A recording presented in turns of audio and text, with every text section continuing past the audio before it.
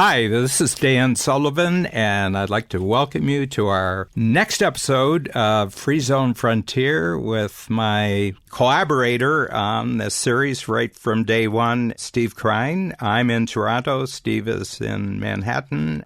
Steve, first of all, things are moving very, very quickly in both of our worlds. Very much so. I guess that's what happens when you decide to bet the future on your imagination. Well, first of all, Dan, great to once again be spending time talking about one of my favorite topics. Well, Steve, this is going to be a 2-episode concentration on your model, which is startup health. I really intend the 2 episodes we do to reinforce all the entrepreneurs in the 10 Times and Signature program at Strategic Coach, but also to everyone who's involved in your network, in the actual network of Startup Health. And, you know, if we get everybody really intrigued in those various different groups, I feel that we've done a really great job. This is just an idea occurred to me because I had the opportunity last November. We had a special event, and you had your team there, your management team with you. So I had a chance throughout the day that we did in Chicago of going through and explaining to team members what, you know, in terms of your own understanding of your own model. But right near the end of the day, I just came over for a little discussion. I said, Steve, you know, it just occurs to me that what you're doing is unique in the world from my perspective in this sense that it seems to me that you've created the first global entrepreneurial R&D lab. And I can't see how anyone who didn't have your background and your instincts could have done it. So it really struck me that this is kind of like a end result. This is kind of like of 25 years that you've been focusing on, both in terms of how you've investigated your best spot as an entrepreneur, your best direction using your particular set of capabilities. But you come up with something that is just incredibly unique in the world. I just want to ask you the question, when I said that Startup Health is the first global entrepreneurial R&D lab, what were your thoughts? Because you found that an interesting thought. It was exciting to see you come to that conclusion. Also, like you mentioned, knowing me so long, also, 20 plus years, knowing that what we've been embarking on with Startup Health for the past 8 years has been called many things by many different people who understand pieces of it. Somebody understands the community aspect of what we do. Somebody understands the media and the communication aspect of what we do. Some people understand the coaching aspect. Some people understand the investing aspect. But very few people truly understand the macro view of really what the beauty of all of this being done together is. So a few years ago, one of our partners, actually GE Ventures, Sue Siegel is the CEO, called what we're doing a collaboratory, where you're kind of geographically not limited to walls or even regions or countries. You've got this global, incredibly wonderful opportunity to kind of connect all of these entrepreneurs together. But a entrepreneurial lab, R&D lab, or anything else, in any other sector wouldn't have kind of an impact like it's going to have and is having in healthcare. And I think the focus of that R&D lab matters, right? We are focused almost so acutely on this notion of a health moonshot, a seemingly impossible goal, just like landing on the moon was in the early 60s, and how far away it might have seemed. That when we look at ending cancer, curing disease, making access to care available to everyone in the world, no matter where they live and no matter how much money they make, ending addiction, just these incredibly very important things that are impacting our lives today. And thinking about the fact that every day entrepreneurs all over the world are working on innovation, working on collaborating with each other to transform. When you said that, you kind of boiled it down to 2 words. Really just entrepreneurial R&D. And then when you add the idea of a global aspect to it, when you focus that lab on one thing, in fact, we call the health moonshots, these 11 health moonshots, our goal for the next 20 years is to achieve them. Yeah. And we only want to involve people around that goal who want to be involved, and move everybody else who doesn't have the mindset and doesn't have the commitment side. That really resonates. And so when you said that, coming back to the question, you nailed it. And I love the fact that it was coming out of your mouth, not mine. Yeah.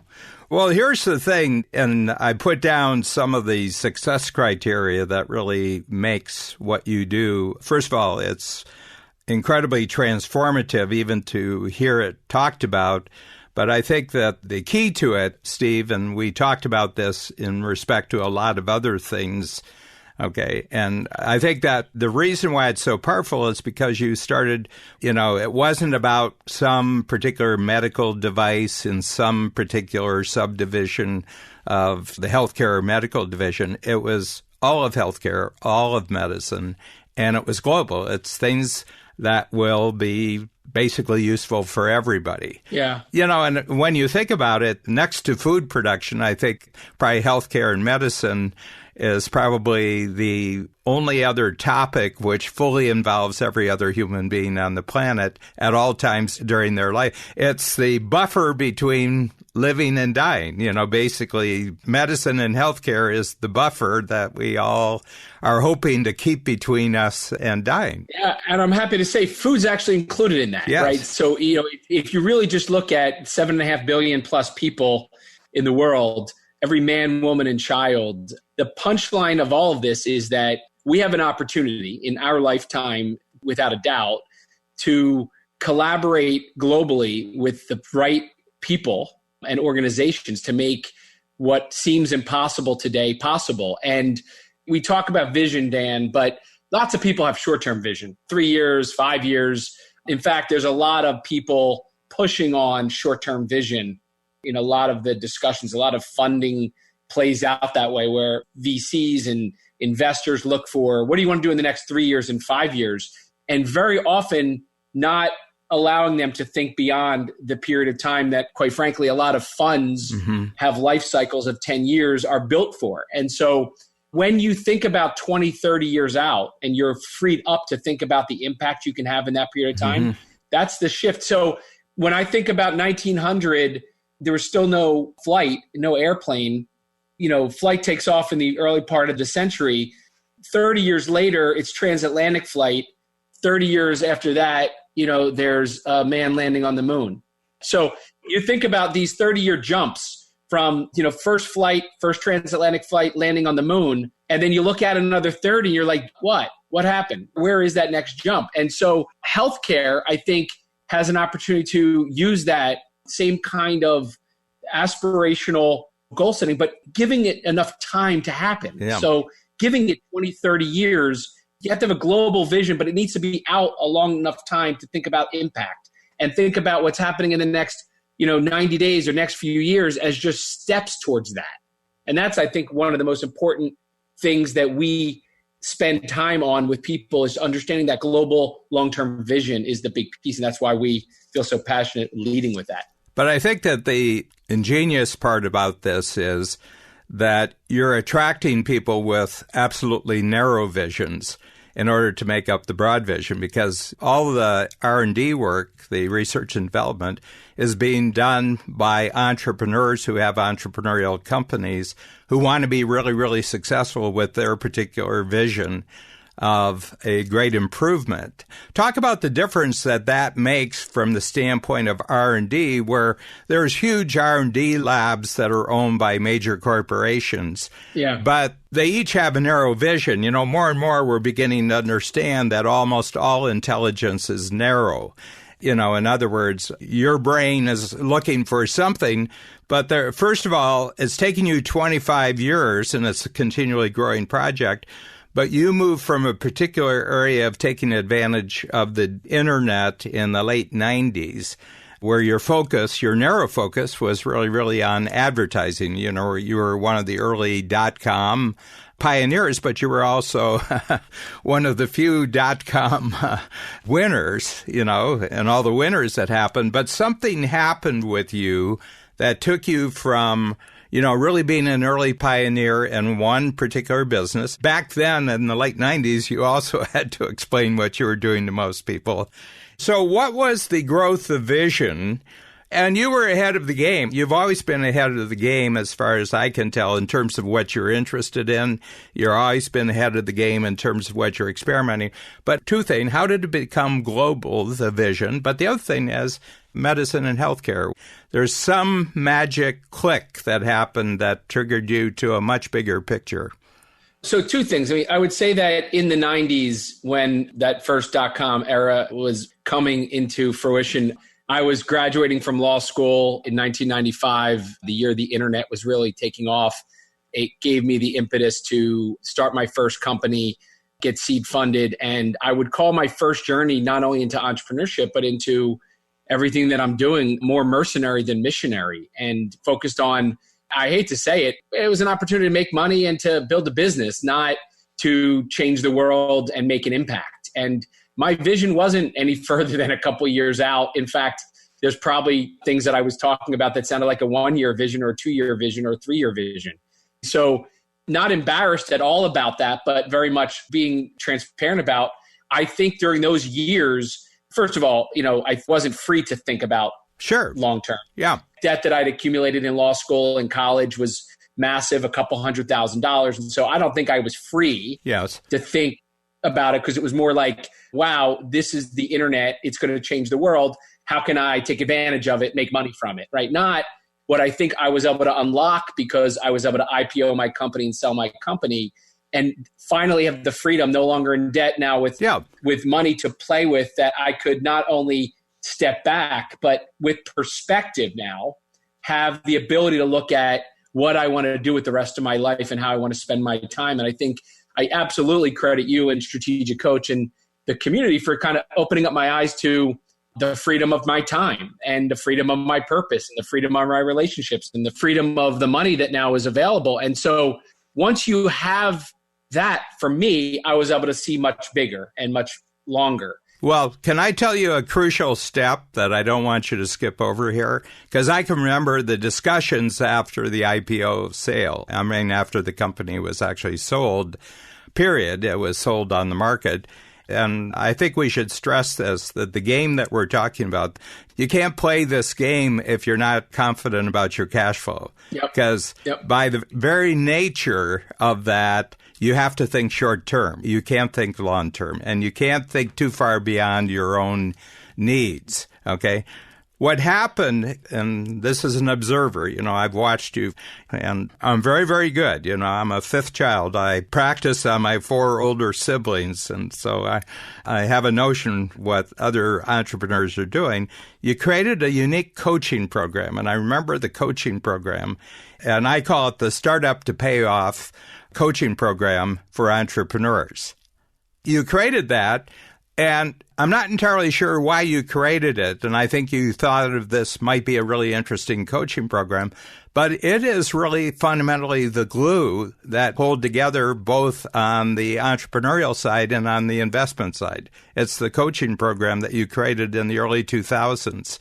What I thought, and I got to tell you, there was an exercise we did, the results multiplier that we did. It, of course, came at the perfect time for me, which was after the sale and after I was left the company and I was thinking about what I wanted to do. And your exercise was looking backwards. What were the 5 biggest things that gave you productivity and the 5 biggest decisions that gave you leverage?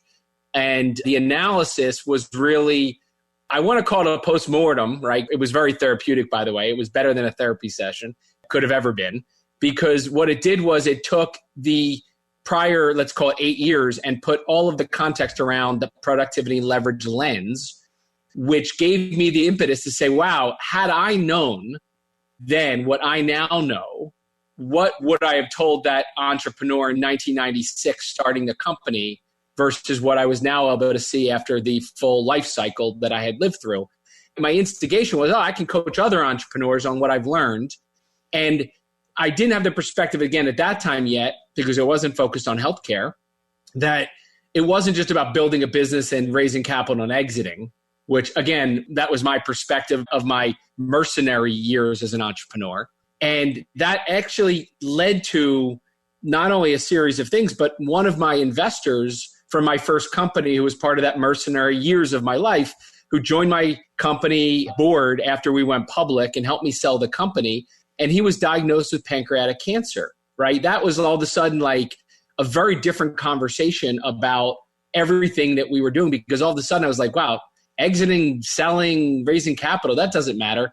Here is one of my mentors, one of my advisors, one of my friends who was now going to be fighting for his life.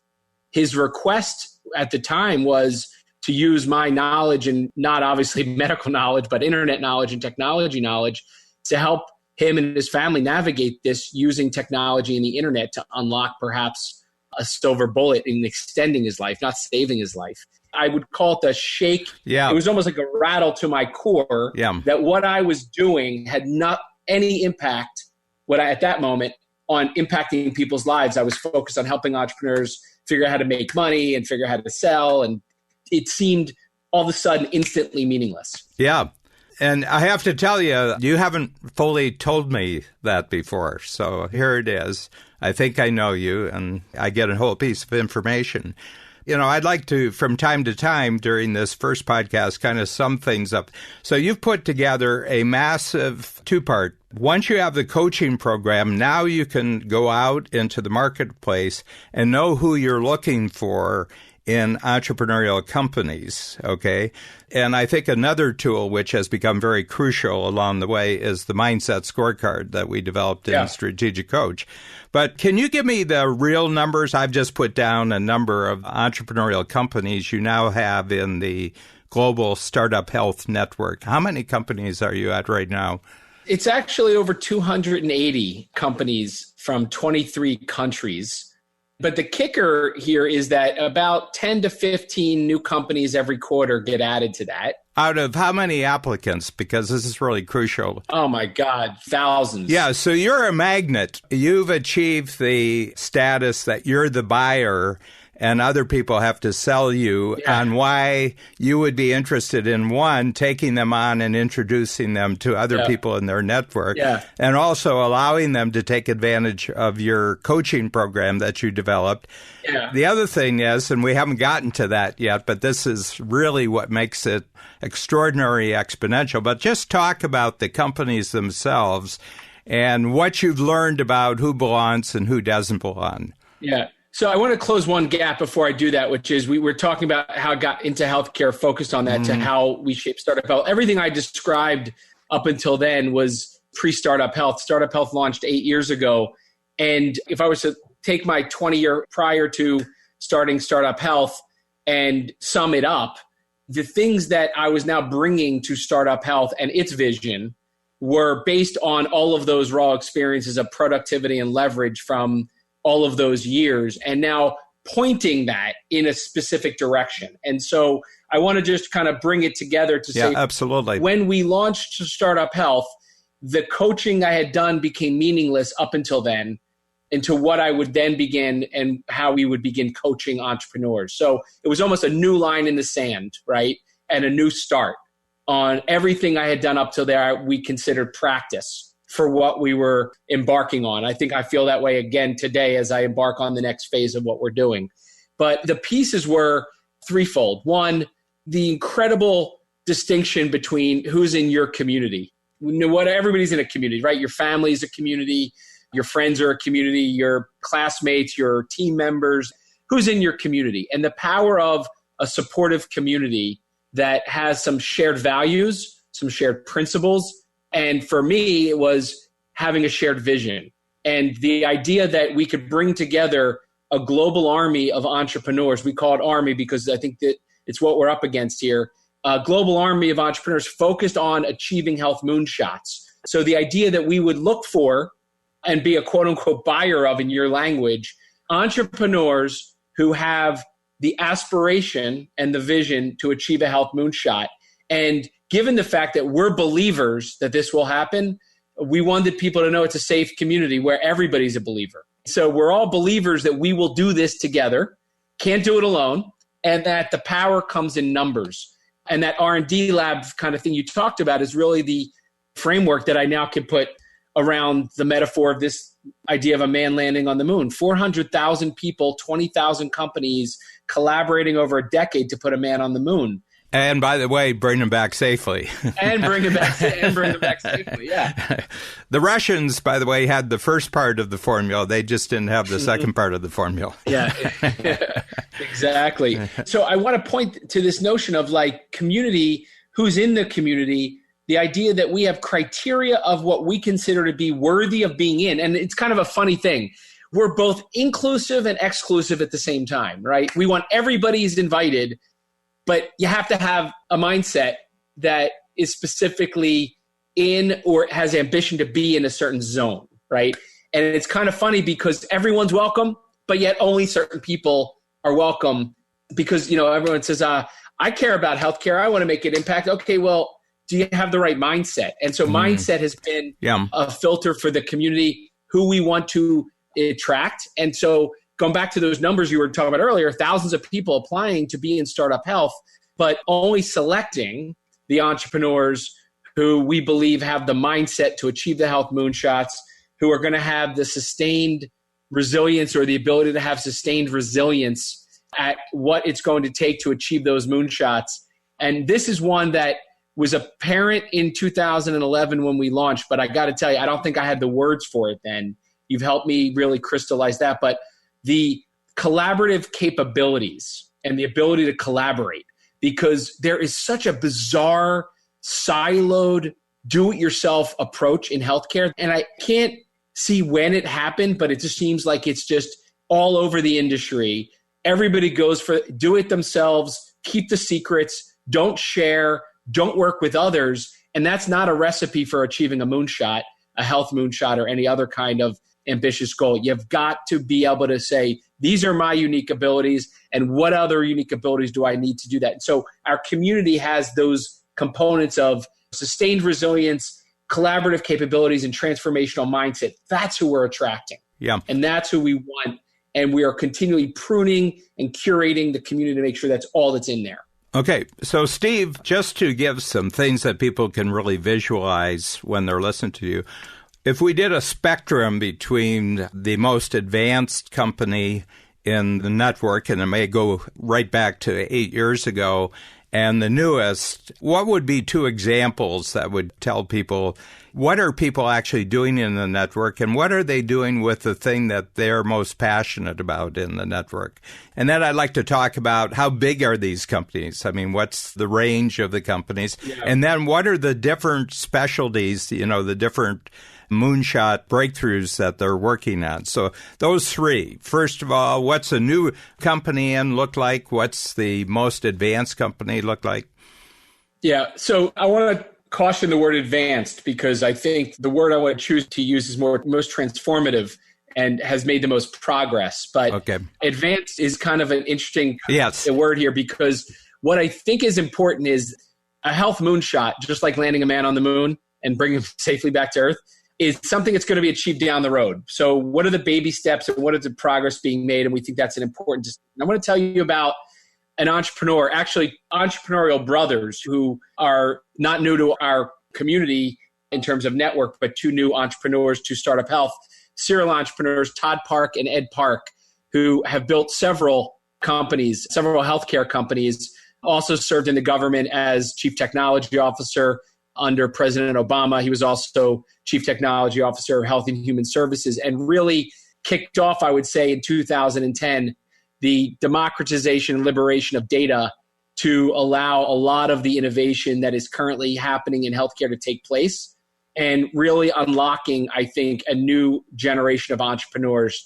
So while he and his brother, Todd and his brother, Ed, they created Athena Healthcare together over a decade ago. Todd created Castlight Health. After that, they both have just so much terrific progress and achievements under their belt. They are now leading and building a company called Devoted Health. And Devoted Health is committed for the next 30 years, by the way. They very much lead with this 30-year vision focus to making sure that we are caring for our parents and our aging in a way that would be the same as bringing them into our home to take care of them as though they were in our family, and making sure that everybody is cared for and taken care of as though it was your mother, father, sister, brother, or child. It's coming from a place of love And money does not come into that discussion. It's how do I make sure that I am taking care of people as they're aging the way you would want your mother or father taken care of, or your spouse or child or friend. So it's a Medicare Advantage company, which might not mean a lot to anybody in the country, but it's basically a company that is designed to create a whole new way to not only take care of people, but work the system that has for years been working against being able to do that kind of caring. And so while most insurance companies and most organizations are trying to cut the costs and cut the care out to cut corners to be more profitable, they're leaning in and saying, we believe using technology, using innovation, and using love, we can build a company, which is really, if you boil it down, a new kind of insurance company that is not designed to make money, but it's designed to take care of people. And it will make money because we're leading with love. Well, and you're creating value. Value always pays for itself. Yeah. I mean, it's an interesting thing because right from the beginning, the whole center of your vision about the 25 years, what could be achieved in 25 years, the only way to improve it is to actually improve the value that people out in the public are actually receiving. How it gets funded actually becomes quite simple when you know what the value is that you want to create. So let's just shift before we move on to another spectrum to someone who is over a long number of years have actually transformed themselves in a remarkable fashion. Yeah. So one of the first companies, I would call it in the first couple dozen companies to join Startup Health back in 2012, 2013 is a company called Doctor.com. The entrepreneur is Andre Zimilis, Reed and Gary, his two co-founders in the company, who have really, what they thought in the beginning was taking a great domain name, Doctor.com, and really being an aggregator of doctor ratings, right? That was their initial thinking, that we would be the one place that would do all the doctor ratings. What they started to realize, and as we kind of discussed this idea of let's talk about what this looks like 10 years from now and 20 years from now, and kind of like breaking them from having a short-term vision of what they're just doing now to how they can use that as a capability to change the world. And what would it be like if you could wave a magic wand and have all the balls bounce your way over the next couple decades? What happens? And it started to unlock what I think has now become the most incredible transformation of a entrepreneurial vision from when they started to something that now looks like we're going to make sure that all of the best caretakers, clinicians, doctors are the ones that serve people, and all of the ones that aren't good, whether it's bed manner or capability or intelligence, get weeded out. And so now we're talking about people all over the world can now access the best care and do it because with confidence they can rely on a massive amount of visibility into who the best doctors and clinicians are. And we could talk about like a restaurant in New York City and where you're eating, but that's not really, other than having a good meal. When you're talking about a diagnosis of brain cancer or Alzheimer's disease or living with a rare disease, or you're aging and you're trying to figure something out that could extend your life, you want the best of the best of the best. And yes. Doctor.com is enabling that because they've democratized this on a global scale. And so Doctor.com is making incredible progress, easily one of our breakout companies. The reason I talked about advancement there is it's really about the quarter over quarter progress they're making. And when you look at it, it's compounding. Yes. And they will achieve the moonshot of making sure that everybody all over the world can access the best of the best without any geographical or any other barriers to that information, which is so critically important. Yes. And they're just terrific entrepreneurs like Todd and Ed Park, and like a lot of our entrepreneurs that we attract. Yeah. They've got the seeds, but then it gets unlocked and really expanded inside of the Startup Health. Yeah, the interesting thing is, I'm always charmed by the fact that the entrepreneurs are the biggest audience for great entrepreneurial stories. And you've just kind of given us a tease of someone who just came into Startup Health, and then someone who's been there right from the beginning. But there's 280 other stories in the middle that each of them we could go on for a half hour and talk about the impact on the increase of value of healthcare and medicine around the world. And all these people are collaborating with each other. Yeah. You've set up a coaching program which allows them to have their own growth plan with what their particular individual vision is, but you've also created a community, a coaching community, where they get to coach each other on how they're approaching their vision. We had a workshop for our companies, and there was probably a period of 25 minutes, maybe a half hour even, where none of my team or I said a word. I felt like I was watching a pinball game. You know, the ball went over to one entrepreneur talking about, quite frankly, one of his challenges. And rather than myself or one of my team members leaning in with a suggestion, a coaching hack or something they could do, somebody else leaned in with what they did. And while they might all be referencing vocabulary that we've been sharing now in our coaching program, they're all supporting each other. One of the entrepreneurs called it like an entrepreneurial 12-step community where they were all, it wasn't commiserating, it was almost like being vulnerable about what is literally going on a daily basis and how you could feel defeated, but how everybody feels beat up every day. And it's part of the game, and how you have to take it all in with the end of your day, you know, positive focus and biggest insights on what you're grateful for accomplishing. And so, yeah, it's really this idea that no one's alone. Yes. And if I was to sum up the words that people say when they get into startup health is from that day forward, they're just no longer alone. Mm-hmm.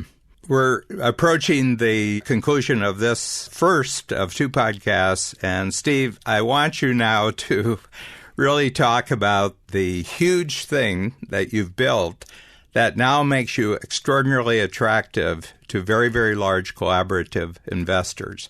This is the other side of the global entrepreneurial R&D lab. Yeah. What the benefit is that you bring to a particular network of investors, and kind of mention the different kind of investors because they're looking for different things and they're doing different things. But you've uniquely, in the same way that you've attracted and screened who gets to belong to the actual entrepreneurial network, you've also done exactly the same thing to the investment community. Yeah, there's kind of two flavors of, I would say, investors that we organize them into, or I would call them really communities. One is the Startup Health Investor Network, which is a global curated network of angel investors, which are the individual investors who put money into startups, venture capital investors, and corporate venture capital investors, where there's organized pools of capital, either raised by a group of people, which is called a venture capital firm, or a corporate venture arm where they take money off the balance sheet to invest. Family offices, private equity firms, foundations, through our community of companies are investing in our companies. And so we have a great deal of interaction with them to develop a relationship to understand their mindset. We've built a curated network of investors, not just who they are and how to categorize them and what they invest in, but their mindset. So are they batteries included? Do they support the achievement of moonshots? Are they long-term thinkers? Are they entrepreneurial friendly? And really weed out the ones that aren't. And quite frankly, while we started this curated database of investors in our investor network that we track in something called Startup Health IQ, but the entrepreneurs in Startup Health are the first ones to raise their hand and say, I had a good experience with them, I had a bad experience with them. And it's the signals from the community that tells us who in that network we should be leaning in on and investing alongside of and bringing in to show opportunities to invest in our companies too. So that's kind of one group. The other group are investors in Startup Health. They're what we call our limited partners in our funds or investors in our original founding structure. And those investors are not only investing in Startup Health, but because Startup Health invests in these entrepreneurs, they're also aligned with the incentives that we are to make the company successful. That LP network, which is what we call limited partner network, are cherry-picked investors who've not just said they like and want to be involved, but they're actually financially incentivized with us, so we're all aligned. It's around the same exact criteria we use to choose entrepreneurs. Obviously, their unique ability is different, but their mindset's not. So do they have a transformational mindset? Do they realize their role in achieving a moonshot might be backing the companies? Do they realize their role in the achievement of mindset might be helping find other partners or team members or other ways to help those companies? So this mindset filter allows everybody to be aligned, but also clearly and transparently on the same team as the entrepreneurs, because they care about the moonshots. Many of them are personally vested because of a personal family member or friend, a loved one, or themselves that have been impacted by health. And so we have become a catalyst in the same way we have for entrepreneurs to making a family-like environment for investors in moonshots to come together and look at deals and look at opportunities to get involved. And so we've curated for them the best investment opportunities around the world. We have no geographical boundaries like most investors do. You know, we have companies right now in 23 countries, but my guess is that'll significantly increase in the coming quarters and years. We'll have not just 300, but my guess is we're going to visit this discussion in the not too distant future and have 1,000 or 2,000 or 3,000 investments in companies around the world in dozens upon dozens of countries, because the idea that an investor can get now a global look at innovation, global look at who are the entrepreneurs working on ending cancer or ending addiction or helping on brain health is just unparalleled by what we've assembled. Yeah. So here's the thing. This is just the first step, because we're going to talk to you about some extraordinary entrepreneurial strategies that Steve is pulling off, and we're going to fill in more of the pieces as we go along to actually apply the concept of free zone frontier to all the different parts of his organization. Excited to do so, Dan. And while I look forward to our next episode, I have to tell you what you just mentioned around my progress and my growth. I fully attribute to the ability to step back every 90 days with you and think about my thinking and really get freed up to be able to have the clarity that I now have and the confidence I now have and the achievement I now have as a result of your coaching and your real desire to unlock this element of all entrepreneurs. So thank you. Thank you. See you next time.